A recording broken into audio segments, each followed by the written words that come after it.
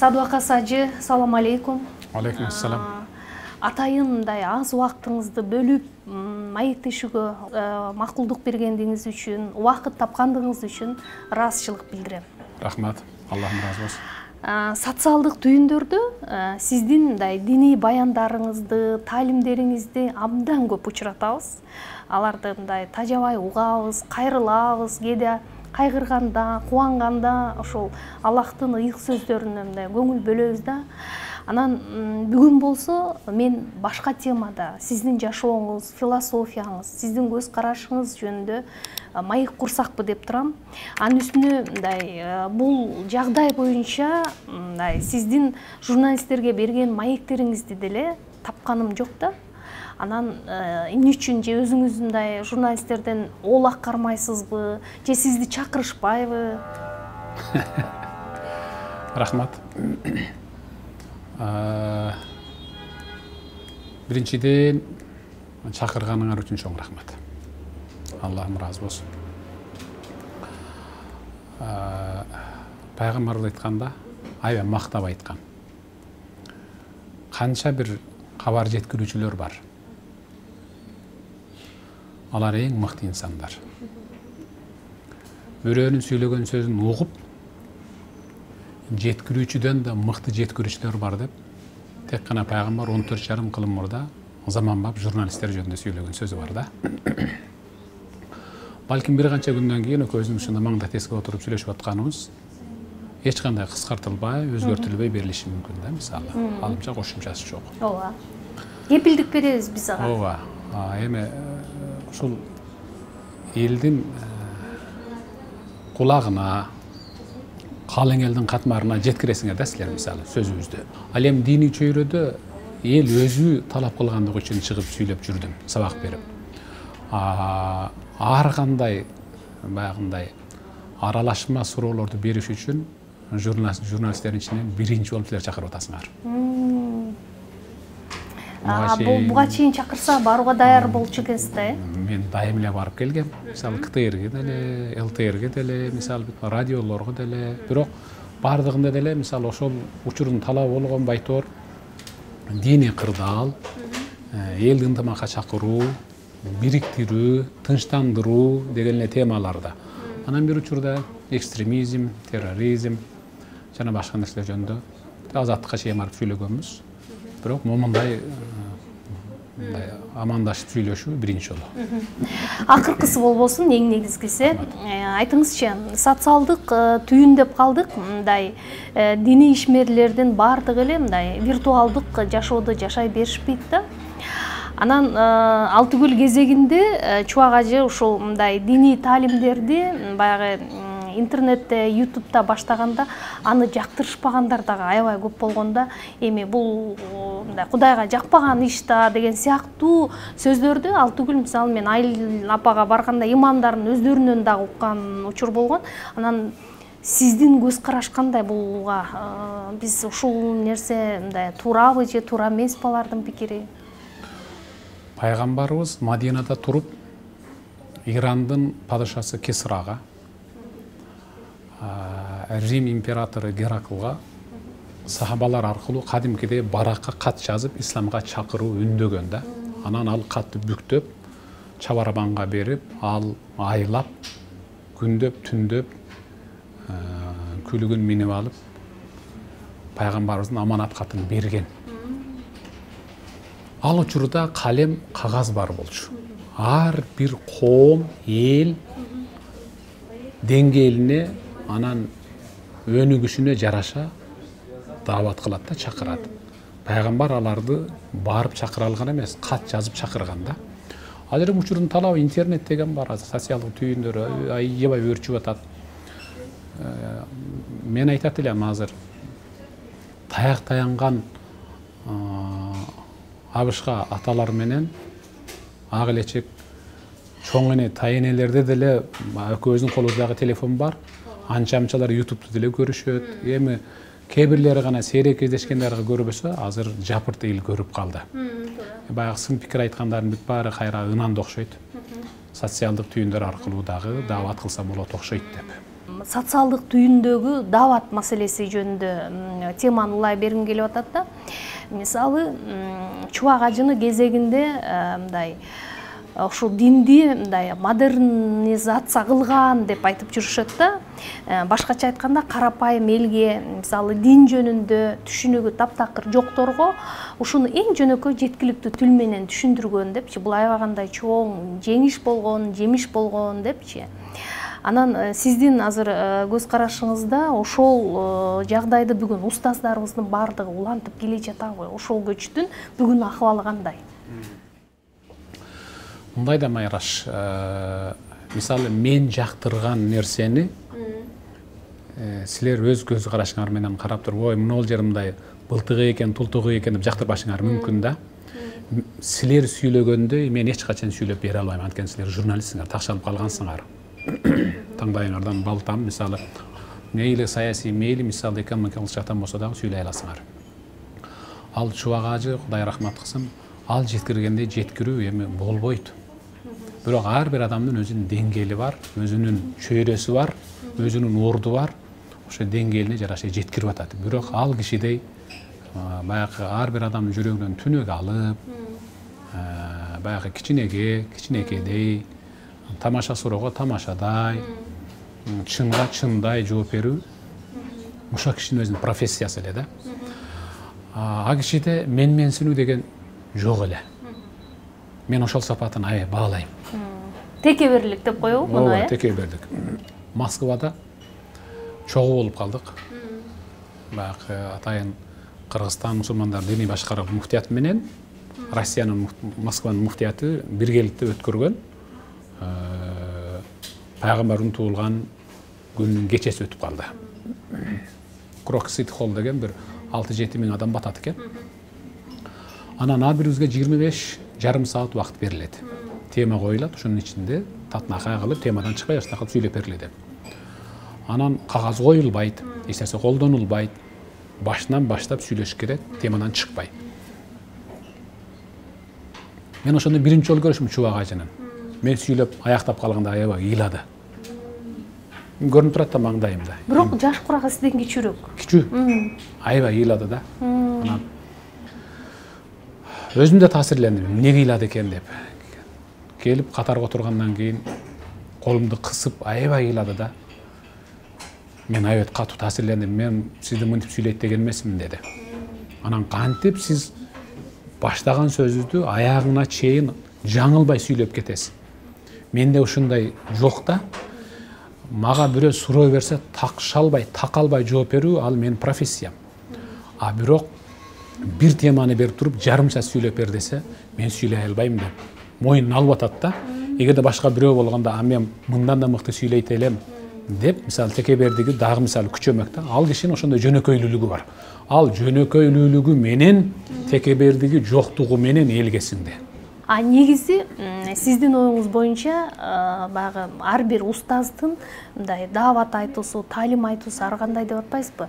Жеке сиз айтып атканда жүрөктөрүбүз титиреп, дагы эмнени айтып деп мындай кандай айтсам, мындай коркуп деп айтсам, мындай оройураак болот, бирок ушунчалык мындай бир башка сезимдер менен угабыз да. Ар бир устаздын өзүнүн сүйлөө ыкмасы, усулу бар.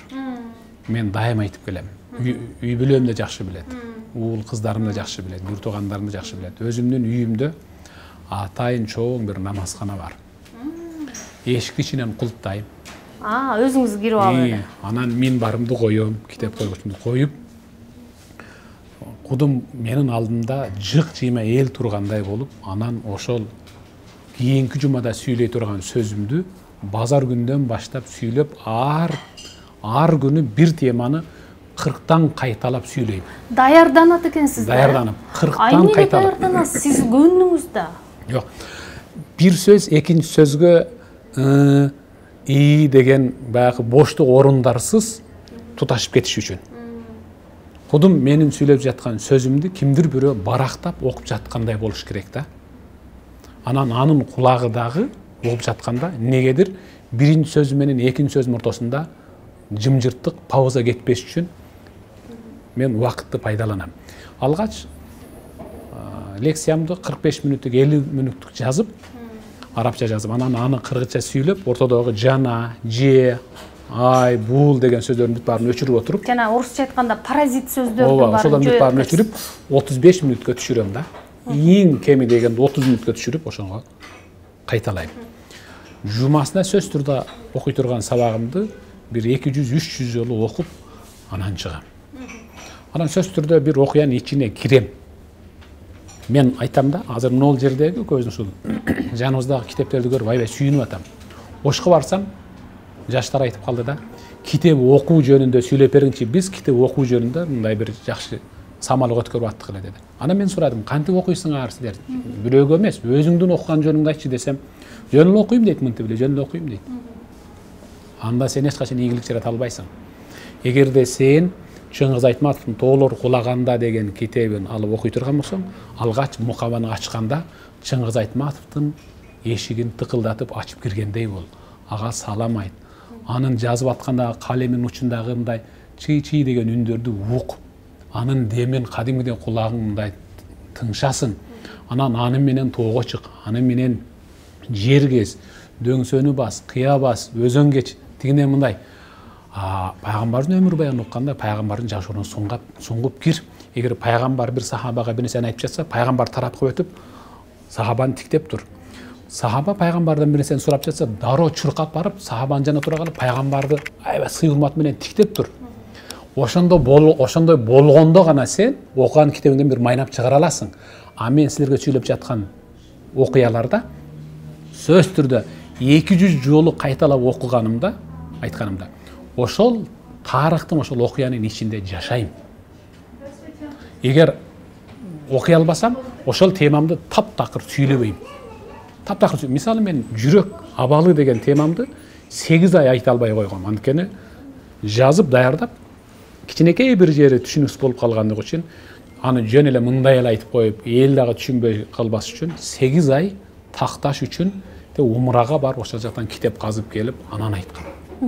Башкача айтканда, ар бир таалимиңизди сиз жүрөгүңүз менен өткөрүп, сөз түрдө анан жеткирет экенсиз да. Мен таң калдым азыр, чын элечи, баягы адамды жүзүнө карап мактаба дейт. Ушунчалык эмгек да мунун баардыгын, ушунча ар кандай источник деп коет эмеспизби? Бир 5-6 китепти окуп, анан ошол булакты карап, салыштырып, анан даярданып лекцияга. Мугалимдей эле да, бул мугалимден дагы мындай ашса ашат, кем калбайт дегенди эле билдирет да. Эң сонун. Жана айтып өтпөдүңүзбү, мен өзүмчө намазканам бар депчи.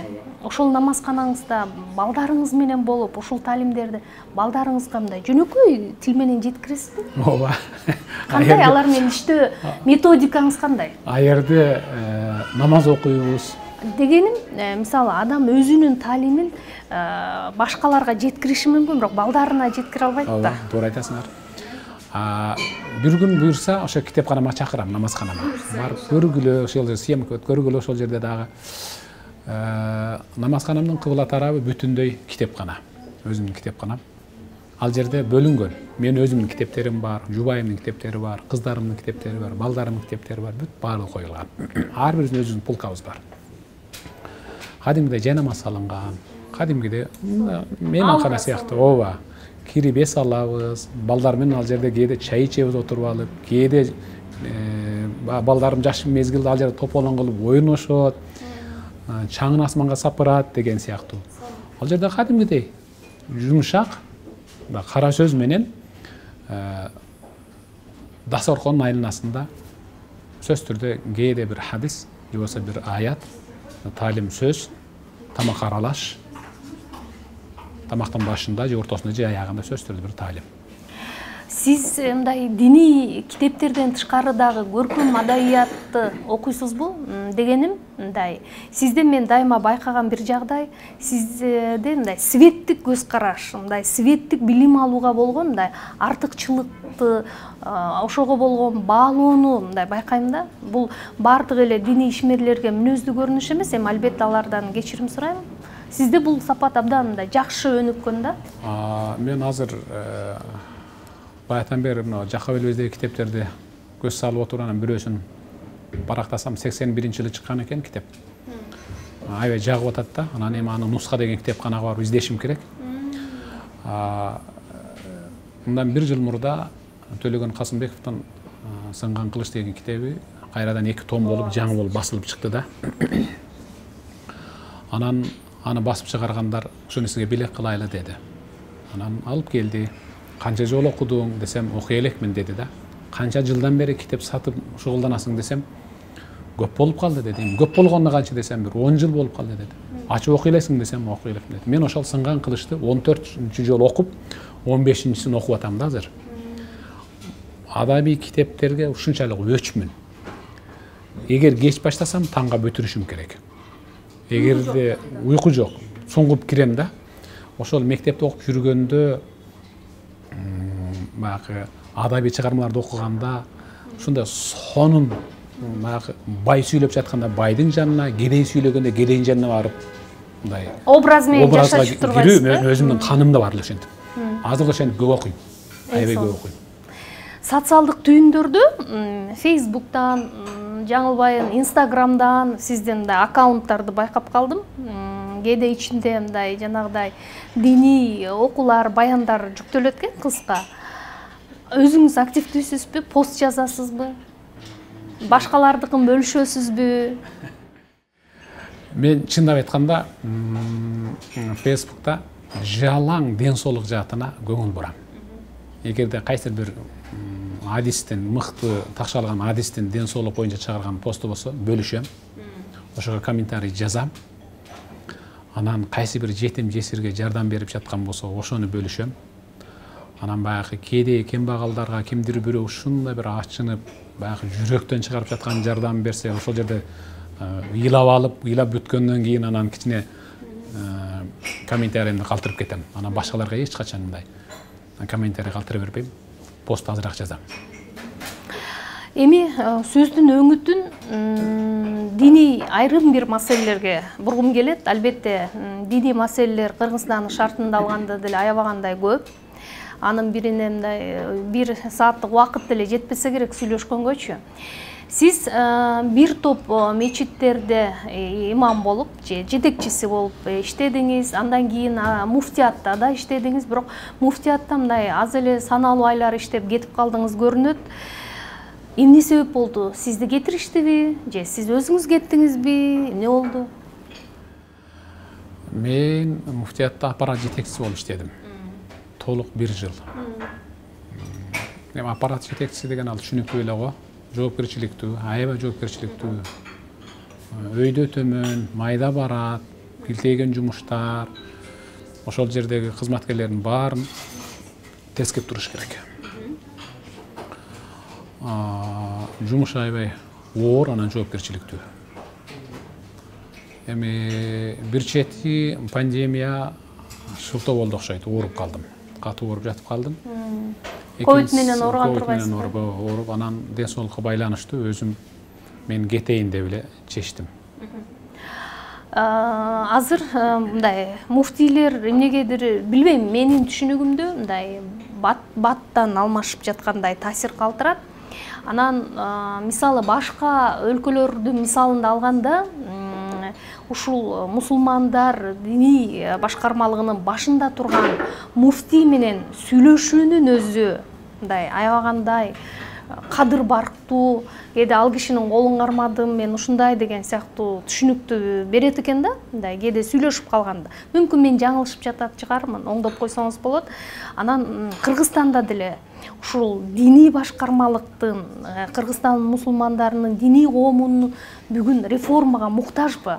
Эгер муктаж болсо, анда ал өзгөртүү кай жагынан, кайсы багытта жүрүш керек? Билесизби, Туркия мамлекетинде атайын бир окуу жай бар. Имамдарды имамдыкка даярдай турган, анан анын арасынан мыктыларды муфтий кылып даярдай турган окуу жай бар. Муфтий болуш үчүн даярдыктан өтүш керек экен да? Окуш керек. Анын бир эле шарты, биринчиси, Куранды баштан аяк жатка билиш керек. Анан эң мыкты адеп ахлак, эл менен мисалы тиги тыгыз байланышта мамиле кыла билүү, айтор бүт бардык да мисалы. Бизде ошол жагы жок кесе. муфтий болом деген инсандарды алдын ала даярдап, сен кийинки созывда сөзсүз түрдө болушуң керек деп, аны балким атайын бир комиссия даярдаш керек. Кошумча керек болсо билим бериш керек да, мыйзамдарды үйрөтүш керек болсо, туурабы? Ооба. Диний билим аздык кылат. Мисалы, президенттердин экинчи бир президент менен расмий жолугушуусу менен расмий эмес жолугушуусунда отурган орундуктардан бери каралган го, мисалы. Туура, протоколго. Ооба, протоколду да мисалы, туурабы? Дал ошондой болуп, ким менен кантип сүйлөшөт, качан каерде отурат, кантип басат, кантип кол узатат, кантип сүйлөйт, баарын ушул үйрөтүш керек болуп калды бизге. Анан эми сиз айтып атпайсызбы, реформа керек беле, өзгөртүш керек беле деп. Ичинен өзгөрмөйүнчө, адам баласынын жан дүйнөсү өзгөрмөйүнчө эч качан өзгөрүү болбойт. Анткени Алла Кур'анда ачык айткан. Өзүңөр калыптанып калган, быт жыты чыккан, кылык жоруктан биротоло суурулуп чыгып, жакшы адеп, ахлак, таалим, тарбияга, мыкты мамилеге өзүңөр өзгөртүү киргизмейинче мен силерге эч качан өзгөртүү бербеймин деген. Алмабыш озмо түштөп жата берсе эч качан өзгөрүү болбойт. Бизде таалим бар, анан тарбия бар. Падыша өзүнүн вазирине бир күн айбанды тарбияласа болобу десе, болот. Тарбия керекпи ага же таалим керекпи десе, таалим керек деген. Анан ошондо падыша падышадан корккон вазир керек болсо мен сиздин алдыңыздагы мышыкты окутуп берем деген. Канча күн? 3 ай. Акчасын берип, кандай кылып таалим бересиң десе, 3 айдан кийин сизге чай куйчу кылып коем ушул мышыкты деген. 3 айдан кийин алып келген, ага чай куюп берген мышык. Падышага чай куюп берген. Таалим алдыбы дегенде о, тарбиячы дегенде жок, тарбиянын кереги жок, таалим эле жетишет буга. Ханым дегенде алдын ала койнуна катып келген чычканды падыша мышыктын алдына ыргытып бергенде ал чай майын аңтарып ууп кеткен, ошондо айткан. Таалим бергенсиң, бирок тарбия бере алган эмессиң деп. Бизге тарбия да керек азыр. Туура. Чынын айтыңызчы, өзүңүздү муфтий катары көргүңүз келеби? Сиз ага даярсызбы? Даяр эмесмин. Эмне үчүн? Даяр эмесмин. Эмне жетишпейт анда сизге? Абдулмалик ибн Марван эл аралайт эле, ошондо өзүнүн вазирлери менен этканага, касапканага, базарга кирип, балыктардын куйругун жыттап бара жатканда бир жардамчысы келип, халифам балык башынан сасыйт, куйругун жыттап эмне кыласыз десе, билем. Бирок ошол башындагы сасык куйругуна жетпедиби, жеттиби деп ошону билген атам деген да. Азыр бизде ошол сабатсыздык тээ куйругга жетип калгандыгы үчүн азыр эрте да. Ал үчүн мисалы динди жеткириш үчүн муфтий болуш шарт эмес да. Мен үчүн динди жеткириш үчүн жөнөкөй жупуну болуп жеткирүү мен үчүн ыңгайлуураак. Сиз мүмкүн мындай өзүңүздү азыр эрте айтып койгондон тартынып жаткан жоксузбу? Башкалар ордунда турса, муфтийди шайлоо процесси жөнүндө сөз болбосо, мен поезддин астына чуркап бараткан жокмунбу дегендейчи? Жок. Таптакыр андайы жок. Таптарга андайы жок. Жок. Эгерде бизде бир комиссия түзүлүп, келчисен бери, тигини келчисен бери экөөңдү жашына кылып тарбиялайлы, муфтиликке 1 жыл, 2 жыл биз окуталы деген улуу устаздардан түзүлгөн комиссия чакырып, сен боло тургансың биздин ушул көз карашыбызда. Иштеп кете аласың, бирок 3 жыл иштейсиң, андан ары иштей албайсың десе, ошолордун берген баасы, ошолордун берген таалим тарбиясы менен иштесе болмокта. Ансыз мүмкүн эмес. Сиз эгер жаңылбасам, муфтиятта аппарат жетекчиси болуп, Максат ажынын учурунда иштедиңиз, э? Анан азыр муфтий алмашты Замир Ракиев мырза жетектеп жатат. Ал киши айланасына ошо сизге окшогон алымдарды чакырып, кеңеш айтып, кеңеш сурап, маселеттешип турабы? Эгер андай болбосо, сизди чакырса, пикириңизди ачык айтканга даярсызбы? Азыркы муфтий Замир Ракиев ал билимдүү жигит. Эгерде Куранды жакшы билет деп айтышат, эгерде кандайдыр бир иш-чараларына кеңеш сураса, эмнеге кеңеш бербейбиз? Сөз түрдө. Сурабайбы? Эми мисалы кээ бир иштерде чакырып сурап атат. Мен азыр кадимкидей эле кишинин колунда бир райондун имам хатиби болуп иштейм. Анан балким менден да мыкты кеңеш бере турган дагы бир жардамчылар бар. Өзүнүн мисалы кеңешчилери бар да. Анан ал кеңешчилеринен сурабай туруп, балким менден кеңеш сурай турган учур келип калар. Ал өзүнө гана таандык. Айтыңызчы, Кыргызстанда азыр диний кризис барбы, жокпу? Бар. Кандай кризис? Ал кооптуубу, жокпу? Диний адистердин жетишсиздиги. Аябай эле көптөй сезилет бизге, жөнөкөй адамдарга, мындай ташыргытсаң эле баягы диний ишмердин, имамдын же молдонун башына барып тиет да, кечиресиз эми.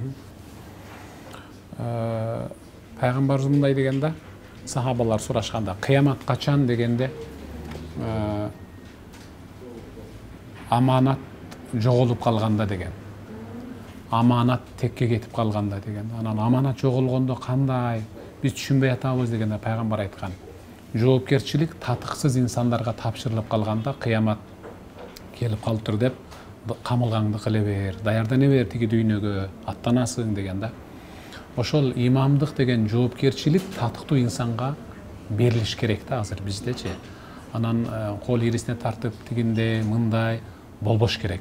Азыр бүт бардык жерлерде мисалы имам жетиштүү, бирок болгон эле мурда мисалы 15 жылдан бери, 20 жылдан бери имамдык кылып келе жаткан аксакалдар бар да. Мисалы эми 70ке чыгып калды, 80ге чыгып калды. Ошолор ордун жаштарга өткөрүп берсе, балким алар башкача көз караш менен иштей беле деген өңүттү айтып атам да.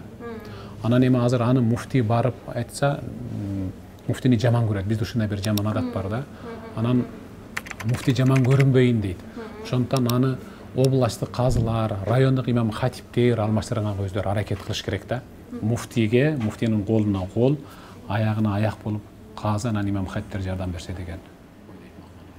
Демек, анда бүгүнкү күндө ошол миңдеген адамдардын оюн, аракетин, алардын умтулууларын өзгөртө турган рухий, диний лидер бизде барбы Кыргызстанда?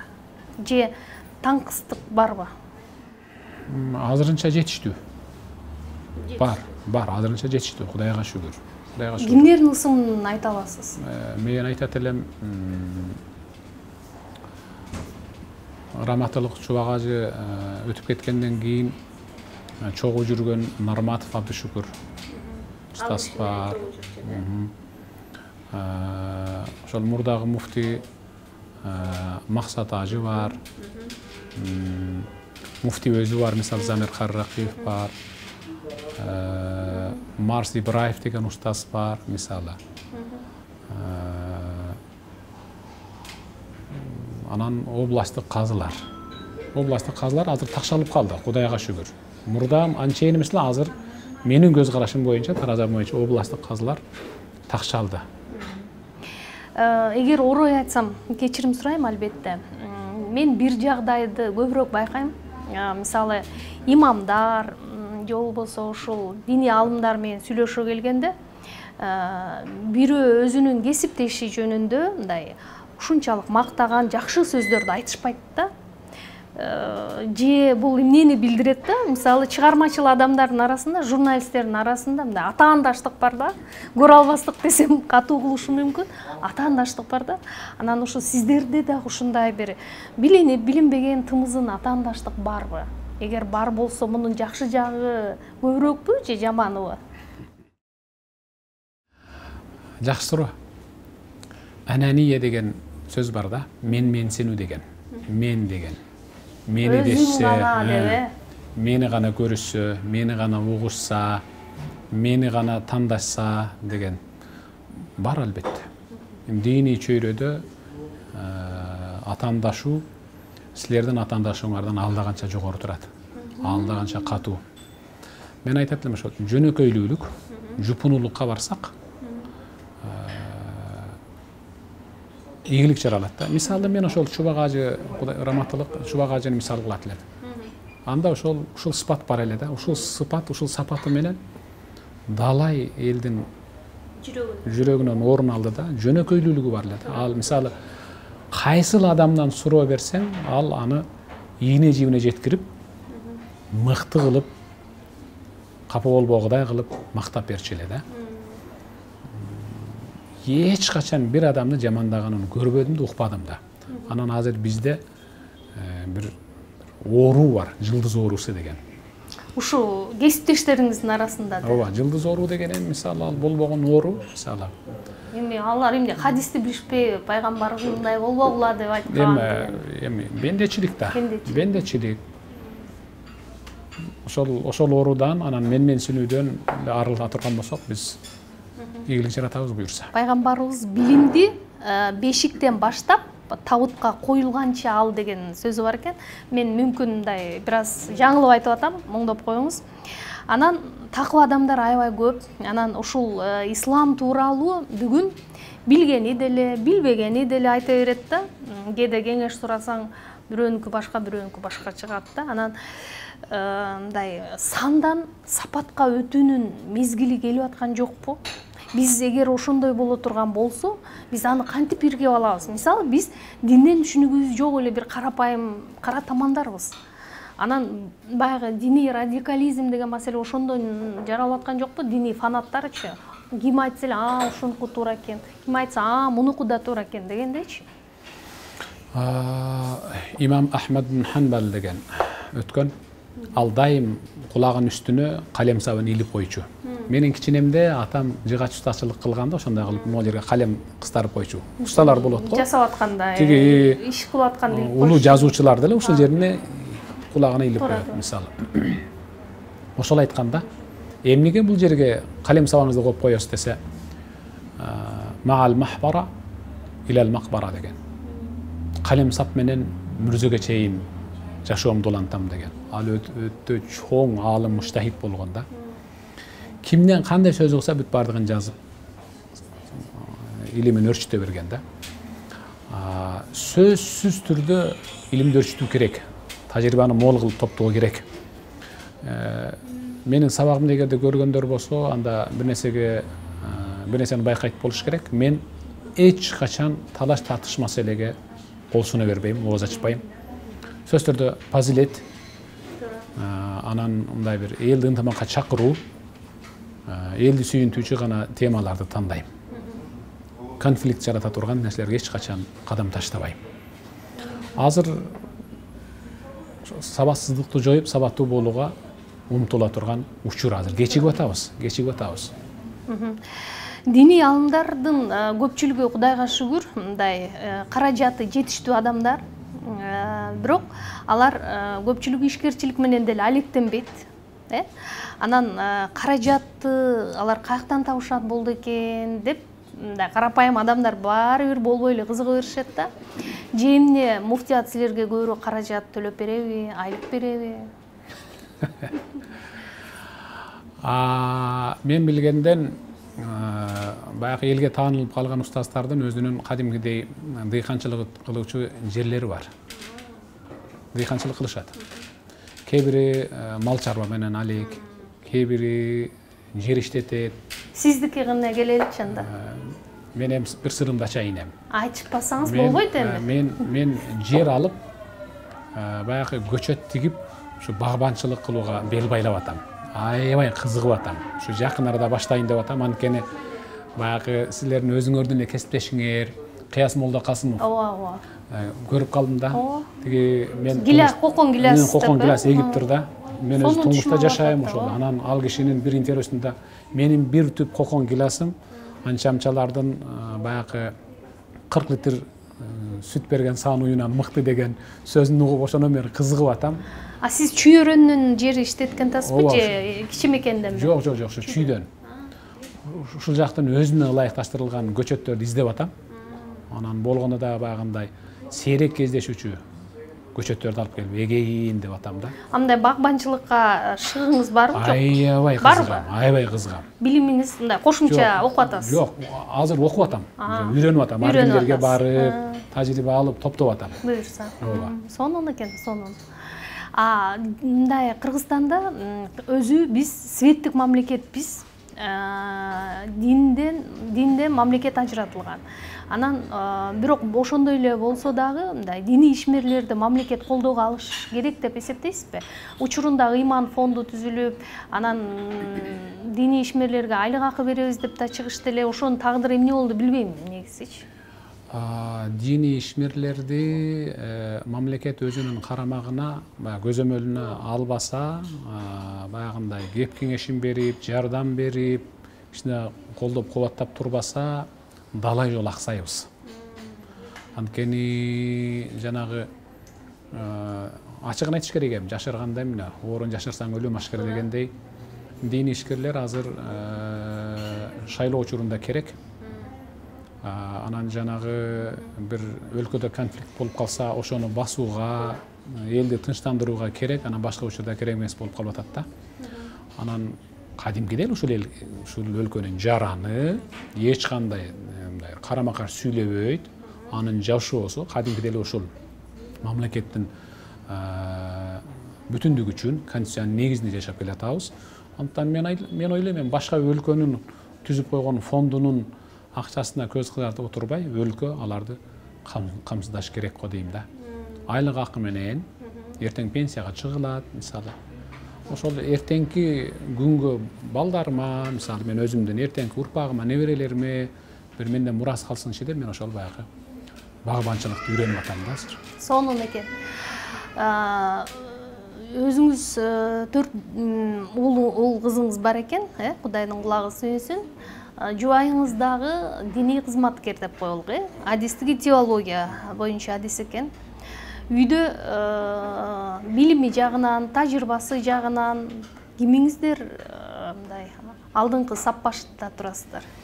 Ар кимдин өзүнүн жолу бар. Мисалы конок күтүүдө, мисалы кудагыйларды узатууда, кошуналарды мисалы алар менен мамиле кылууда, албетте келинчегим. Дасторкон жаатына келгенде, анан баягы түйшүктүү иштерде оор такалып калган, чечилбей турган маселелерде мен албетте. Билим жагынан, тажрыйба жагынанчы? Тажрыйба жагынан келинчегим.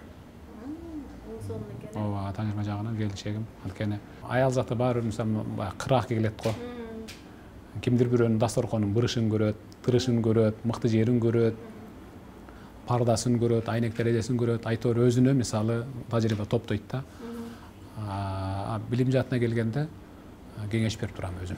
Исламда, мусулманчылыкта бир туугандар, жакын адамдар бири-бирине белек, бечкек бериш керек, мындай тууганчылык сезимдер күчтүү болуш керек деп коюшат да. Анан сиздин жашооңузда мындай сиз үчүн күтүүсүз болгон, сизди кубанткан белек эмне болду эле? Белекке маани бересизби же жөн эле жылуу сөзгө, мамилегеби?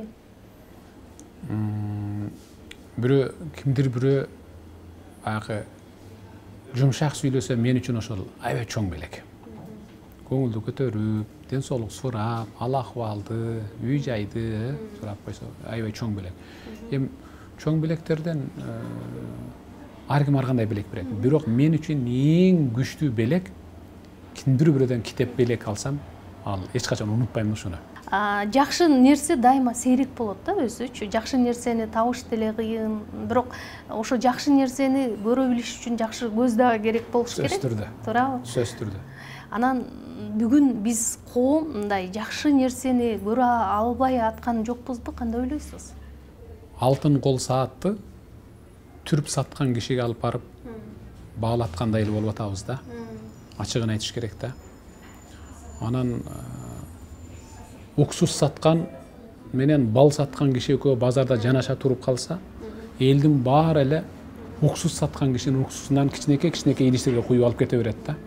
Жанында бал саткан киши кыйкырып, ой, мына тоонун балы эч кандай кошумчасы жок, аябай таза десе эле көңүл бурбайт да. Анан тажаган бал саткан киши жандагы эл жинди болуп бере. Десе татынакай бал турса, ачуу уксусту алган эл анан акылдуу жинди да десе жок. Алар жинди эмес, алар акылсыз эмес. Мен болгону мына уксусту бал тилге салып сатып атам да. Сен балыңды уксус тилиң менен сүйлөгөндүгүң үчүн сага көңүл бурбай атат. баягы сүйлөгөн адамдар дагы бал тилге салса, адамдар ошону көрө алат эле да. Адамдардын азыр көз карашы өзгөрдү. Адамдардын көз карашы өзгөрдү. Баягы ар бирибиз өзүбүздүн салмагыбызды, кадырыбызды баалай турган инсандын алдына барып көрсөтүп, баалай турган инсандарга сүйлөсөк гана жемишин берет да. Анан жөндөн эле мисалы укпаган адамга барып сүйлөй бере турган болсок, анда сууну сиңбеген жерге сепкен менен бирдей да. Соңку суроону бергим келет. Кыргызстандын шартында диний ишмерлерди жана сиз да белгилегендей саясатка же саясий процесстерге аралаштырганга аябагандай аракет болуп келди.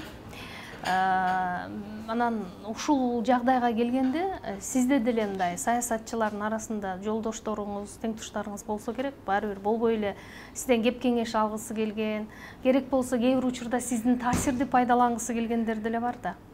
Келечекте мындай ушу саясий процесстерге аралашайын деген ой жокпу азырынча? Саясаттын аябай балет экенин баары адам билет да. Бардык адам билет да мисалы. Анан ар кандай таза адам булганып калышы ыктымал. Мен өзүмдүн ушул багытымдан адашпай эле сапарымды улай бергим келет. Анан эми саясатчы достор бар, агалар бар, инилер бар, мисалы тааныштар бар. Мисалы аябай жакшы сүйлөп, кечеги эле шайлоодо мыкты убадаларды бергендердин анча-мынча нерселерге добуш берип кол көтөргөндөрдүн кече жакында көрүп, угуп, окуп, бир жолу иренжип отурам да. Анан баары бир саясаттын сасык жыты анын баягы каңылжырыгын жарып, мурдагы жыпар жытты жоготкон сыяктуу сезилип калды мага. Мен өзүмдүн багытымды ушул эле таскактаган ушул кадамдарымды талытпай эле ушул диний көз караш менен элге, жерге, өлкөгө патриоттук сезим менен ошо басайын деп атам. Саясатка аралаша албайм.